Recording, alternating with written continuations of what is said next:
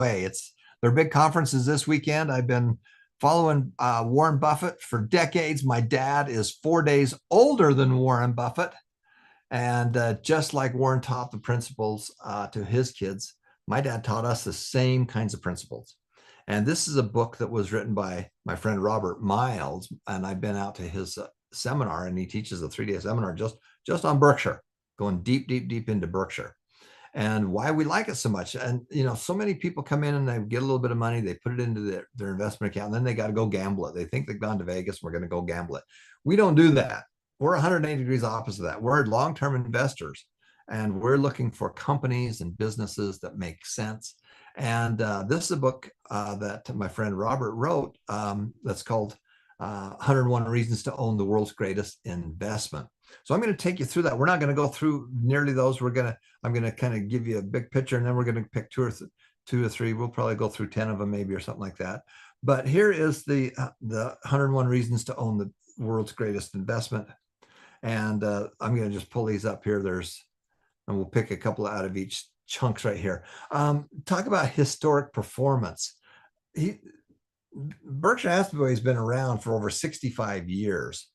And one of the fun things that they do is that they take the historic performance of it versus the S&P 500. And as you know, as we talk about, there's 4 ways to invest when you are investing. You can pick and choose, but if you pick and choose, you lose. So there's 4 ways to do this. Number 1 is to pick and choose. Number 2 is to do a mutual fund. Number 3 is the S&P 500. And number 4 is Berkshire Hathaway. Now, I'm not telling you what to do with your money. I'm just telling you what I'd like you to do with the money we give you. And as you look at those 4 ways to do it, most people get a little bit of money, then they go gamble it. We're going right to number 1. We're going to go throw the dice on that, which is what we don't do. The biggest reason that these two outperform this one is the fees. Here, it's a stock, so there's no fees. There's no money under management. There's a small commission that you pay when you buy it, but after that, there's no fees. This one has about 1/2 of 1% fee. So for every $100,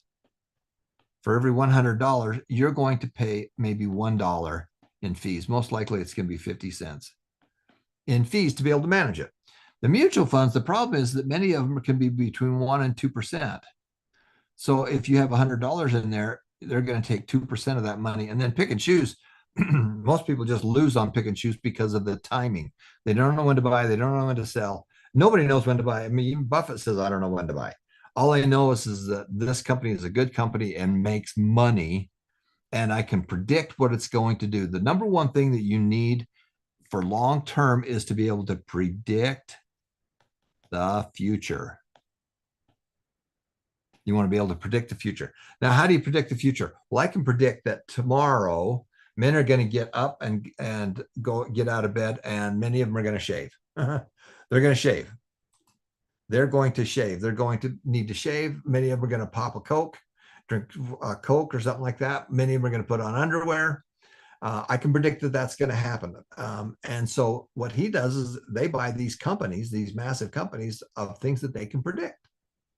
I can predict that most people will get up and the first thing they're going to do is pull out their iPhone, their Apple product, and they're going to watch videos and stuff like that, or they're going to watch text or whatever. I can predict that. I already know it's going to happen. So that's why they love to get into products that they can predict the future. So number one, over time, the fees are lower. So over time, Berkshire has outperformed the S&P 500, which outperforms mutual funds because of the fees. So that is a huge part. So most people, as you're getting started, in step seven, when you get started in number 4, we recommend that you just do these 2 right there. You don't have time to do anything else. You really don't have time. This is autopilot. We want you to work it on your business. We want you to make more money and fund more of this. But number 7, it's okay to do some pick and choose. It's okay to do some mutual funds. It's okay to do both of those. But what I would say is that if you have $100 in the market, take 10% of it. Take 10% of it and pick and choose. Take 10% of it. If you've got somebody that's managing your mutual funds for you, do that. Dave Ramsey's really big into mutual funds and it performs well. And then what I would do, again, and I'm not telling you what to do, maybe split it, something like that. If it was me, I like the Berkshire better because over time it's done better. I'd probably do, 70% there, and then maybe a little bit less than that. Probably, 60% there, 60, 70, 80, and maybe 20% there. But this is your asset allocation that you can kind of decide what you do. But only do that in number 7. Number 4, you don't have time. You don't have time to be able to do that. We want you just to stick with these 2, study the market. And then when you get into number 7, then you can do this other piece. So as we talk about the Berkshire Hathaway, the historic performance over the last 5 years, it's produced about 14%. So Berkshire over the last 5 years has done about 14% per year. The S&P has done about 12%. Now, sometimes over a 10-year period, that will swap. But it's over long term. Now, it's the way I want you to think about this is I want you to think about it like getting on a roller coaster. And here's the station right here. And you get on that roller coaster and it's going to go up and down. It's going to go like this, like this and like this. And when it gets back to there, you get paid. And it takes a year to get around there. And if you made a long-term in BRK or S&P, and they do 10% plus, you're going to be on the roller coaster. Now, the roller coaster for BRK is not really that much of a coaster. It's pretty solid because there's 500 companies in there. So it's not going to be solid. If you do crypto, it's going to be like this. Supply and demand. That roller coaster is going to, if you love roller coasters, then that's what crypto is going to look like. If you don't love any of that stuff, do a bond. And a bond is just straight. It just goes straight, goes all the way around, and then you get your 3%. But it's straight, and there's no ups and downs to it. If you want to ride the roller coaster and make 10% or more, then Berkshire is pretty good. It's not going to be crazy though. It's not going to be crazy because they have all kinds of companies. And it's going to be a little, there can be ups and downs, and Buffett loves it. He loves it when the stock goes down because they buy more of it. They got all these businesses that make money. As they make that money, they take that money and they go buy more businesses with it. And the thing that a lot of people are saying, well, I'm going to time the market. I'm going to go time the market. Time the market. I'm going to guess when it's going up, and I'm going to guess when it's going down. So you can time the market versus time in the market. So if you're investing in stocks and stuff like that, if you got 500 companies like the S&P 500, it's going to be, the roller coaster is going to go up and down a little bit because of supply and demand and stuff like that. And sometimes it has a big dip, but over time, because of inflation, it's going to be pretty solid. You're going to get back to the station, and over time, it might take you more than 1 year. And the stock market has really never had a loss over a 10-year period of time. In some years, it just goes bonkers. That's what you've got to do. But it's really time in the market, not timing the market. But if you think the thing's going to crash, hey, I think it's going to crash. Everything's been going too good. The reason we like Berkshire Hathaway is of all the assets, about a third of it is in cash. He's hoping that he's not hoping. He just knows that a lot of the stuff is overvalued, and they're sitting on cash and they're waiting for kind of a crash and then take advantage of it. Okay. So they're sitting on a whole bunch of cash, ready to take advantage of it. And so if you say, well, I'm a little worried about, I would like to figure out timing the market a little bit. Well, these guys don't know when it's going to be. They're just prepared because they're sitting on so much cash, and it's billions. It's like $300 billion, just massive number, some crazy number, 300 or something like that.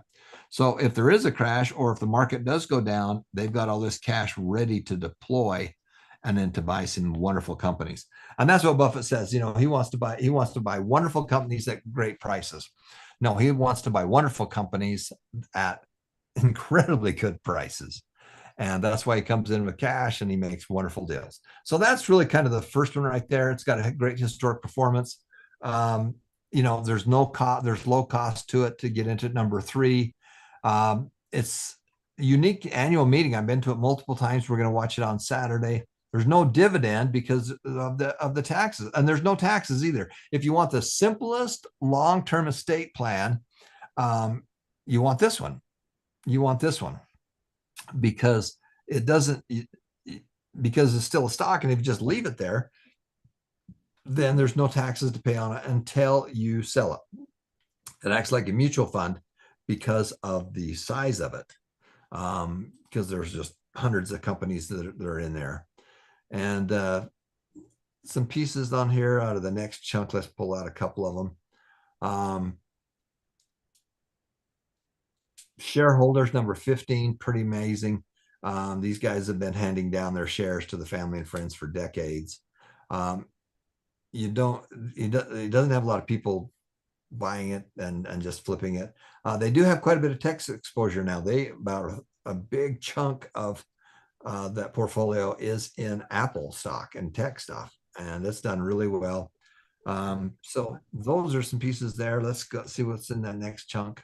The authors are Thomas Painter, Bert Born. Okay, it's easy to be able to gift transfer when people pass away. It's easy to not have to pay any tax on it, and you can pass that down to the next generation.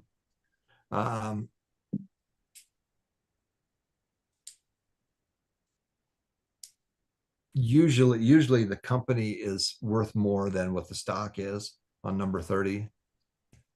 Let's see if we can get through a couple. We could talk about every one of these, but I would really just kind of give you some big points right here.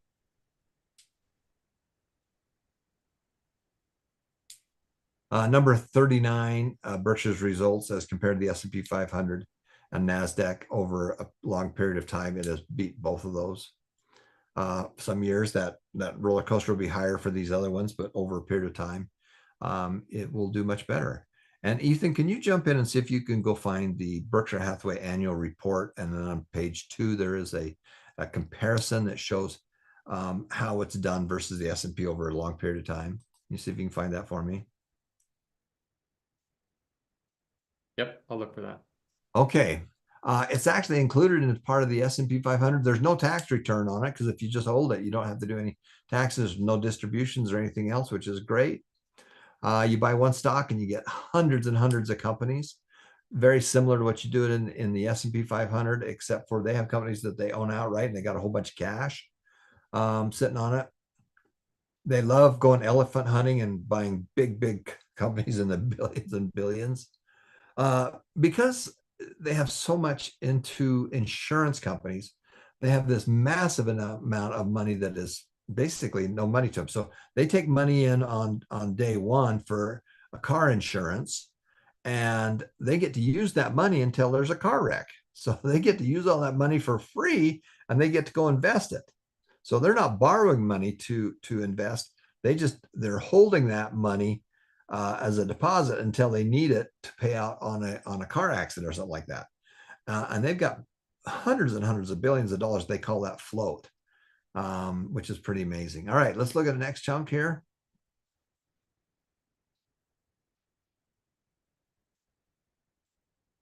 Balance sheet number 54. What is it worth? You've got companies that have a massive net worth in there that beat inflation. Number 56, this year, Buffett literally has retired as the CEO. He's the chairman of the board still. His son, Howard, will become the chairman of the board. to replace him. But Greg Abel and Ajit Jain, and this isn't Buffett. Buffett's just kind of the guy that people look at. There's hundreds and hundreds of people that run these big companies and stuff like that. The biggest thing that Buffett has done is just asset allocation, where they put more money into different things. It's a great company. All right, let's see if we can find a few more here for you. And then Ethan, when you find that, let me know. Number 65, taxes, because they don't give out any kind of dividends. There's no taxes. There's no taxes that you got to pay until you sell it. And if you hold on to it and then you pass that on to your kids, there's no inheritance tax either. And the taxes are pretty low on it anyway, because it's a long-term capital gain. Let's see if we can find a few more things under here. Number 77, attracts like minds. When I've been to these conferences, it's just like the biggest church you can imagine. There are 30,000 people, 25,000 people in that arena, and they all think the same way, which is pretty amazing. And now there's hundreds of thousands, if not millions, that watch it online, which is pretty amazing. Okay, let's see if there's anything else on here that we want to.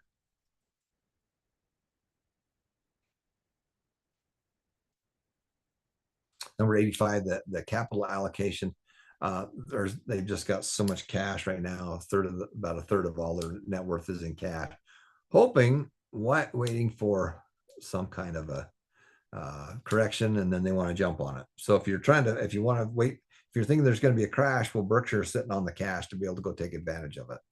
It's got a large foundation. Buffett's given it all away. He's given away 99% of his net worth to charity.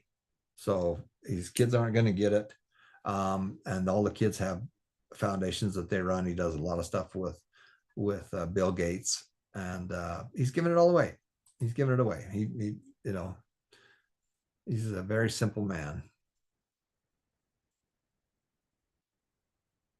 Owners, number 92. They all think like owners. They all, we're not timing the market. We're not gambling. We're not thinking it's going to go up or down. We just know that it makes money, and as it makes money, those businesses become more profitable. Coca-Cola, we know that tomorrow morning people are going to get up and drink a Coke. We know they're going to look at their iPhone. We know that they're going to put on underwear. We know that they're going to shave, and those are the kind of things that they invest in. Gimmicks, there's all kinds of stuff. State of mind. There's some wonderful ideas here, guys. The biggest thing is that it's simple. The simplicity of it is pretty amazing. Ethan, were you able to find that one page? Yeah, I think I just barely found it. Why don't you pop up and share it? This is his scoreboard. This is the scoreboard of how he keeps track of how he's doing versus the S&P 500. Remember, over a long period of time, it's outperformed the S&P 500, which outperforms picking and choosing. Okay, perfect. That's great. So over a period of time, and you can go back to this only goes back to 1995. He's been running this thing for 65 years, but looks like this is since 95. And you can see on the one side, Ethan, why don't you make that a little bit bigger? You want it zoomed in, or?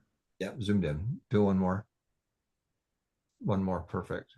So you can see that on a year-by-year basis versus the S&P, that he's done extremely well. And again, this is a massive company. There's been a few years that they've had a loss.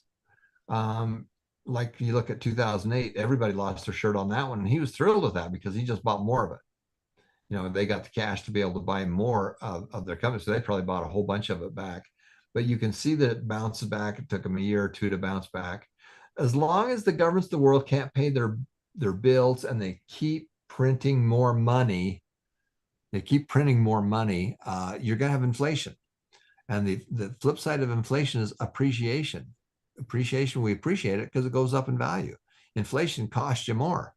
But over the period of time, since 1965 to 2025, it's had a 19% rate of return.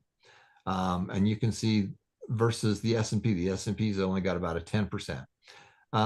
So that's why I like it so much better. And you can see there's years like 2024, they both did 25%. 2023, the S&P outdid it. But in 2022, The S&P really lost some money. 2022 had an 18% loss, but Berkshire had a gain. So it's not going to be as much of a roller coaster because they have so much cash and they have so many businesses that make money. It's going to be pretty stable versus the S&P, which is way more stable than picking and choosing and stuff like that. But that's what the gain has been, 19% annualized. What's that, 6 million rate of return since 1964 versus 46,000. That's crazy, guys. 46,000, that's 46x versus 6,000x. That's crazy. But you can see there's a few years as you go into like 2015, Berkshire had a small loss that year, and the S&P basically broke even. But the next year, Berkshire came back and was even higher and higher. So over time, you're going to see that that Berkshire probably is going to outperform these other ones. So it's still kind of a roller coaster, but you know, I'm looking at what I'm going to sell. I don't look at it every day. I don't really care. I don't care which way the roller coaster is going. I'm just on it. I fasten my seatbelt. I'm not buying crypto that goes way crazy up and down. That's a crazy ride. It is a roller coaster, but it's a pretty simple roller coaster. If you don't like the roller coaster, don't get on the roller coaster. Get on the merry-go-round. That's just a solid rate of return. It's going to get you maybe 3-4%. But if you want to double your money faster, you've got to put it into long-term investing. But that's only step 4 and 7. The key is you got to start making more money and getting as much money as you possibly can into step 4 and step 7. And if you'll do that, that will get you on your road to financial freedom and financial independence. All right. Thanks for watching, everybody. Stay tuned. We're going to be right back.